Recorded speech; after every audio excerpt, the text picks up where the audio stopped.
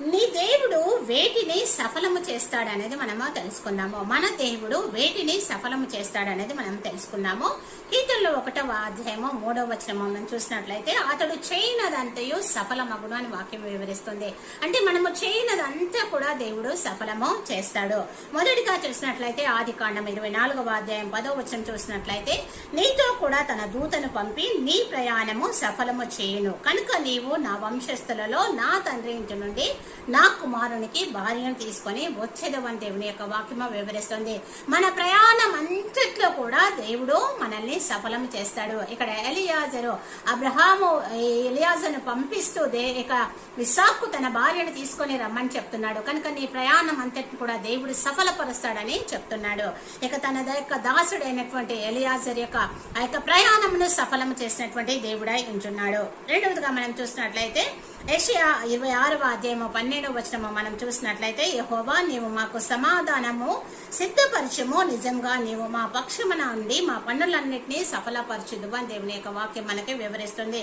మన పనులన్నిటినీ కూడా దేవుడు సఫలము చేస్తాడు. మన పనులన్నిటిని కూడా దేవుడు సఫలము చేస్తాడు.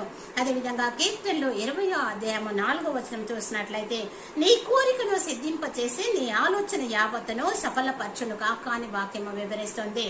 మన యొక్క ఆలోచన అంతా కూడా దేవుడు సఫలం చేసేటువంటి వారుగా ఉంటున్నారు.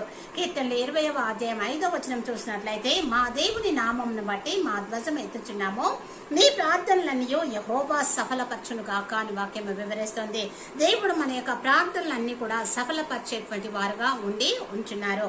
అదేవిధంగా కీర్తనలు 21:2వ వచనం కూడా మనము చూసినట్లయితే, అతని మనోభిష్టము నీవు సఫలము చేయించినావు, అతని పెదవుల్లో నుండి వచ్చిన ప్రార్థన నీవు మానక అంగీకరించుచున్నావు అని దేవుని యొక్క వాక్యము మనకి వివరిస్తుంది. మన యొక్క మనోభిష్టంను సఫలం చేసేటువంటి వారై ఉంటున్నారు మన దేవుడు. అదేవిధంగా ఆదికాండము 39వ అధ్యాయం 23వ వచనం చూసినట్లయితే, యెహోవా అతనికి తోడై ఉండను కనుక ఆ చెరసాల అధిపతి అతని చేతికి అప్పగింపబడిన దేని గూర్చి విచారణ చేయక ఉండెను, అతడు చేయుది యావత్తు యెహోవా సఫలమగునట్లు చేసెను అని. నీవు చేయు ప్రతి దానిని కూడా సఫలం చేస్తాడు. ఇక్కడ యోసేపు చేసినటువంటి ప్రతి పనిని కూడా దేవుడు సఫలం చేసినట్లుగా చూస్తున్నాము. మన యొక్క ప్రయాణం అంతటినీ సఫలం చేస్తాడు, మన పనులను సఫలం చేస్తాడు, మన ఆలోచనలు సఫలం చేస్తాడు, మన ప్రార్థనలు సఫలం చేస్తాడు, మన మనోభిష్టములను సఫలము చేస్తాడు. మనం చేయి ప్రతి పనిని కూడా దేవుడు సఫలము చేస్తాడు. కనుక కేవలము దేవుని మీద ఆధారపడి మాత్రమే మనం ఈ లోకంలో జీవించేటువంటి వారంగా ఉండాలి. ఈ విధంగా ఉండుటకు దేవుడు మనందరినీ కూడా ఆశీర్వదించును గాక. ఆమేన్.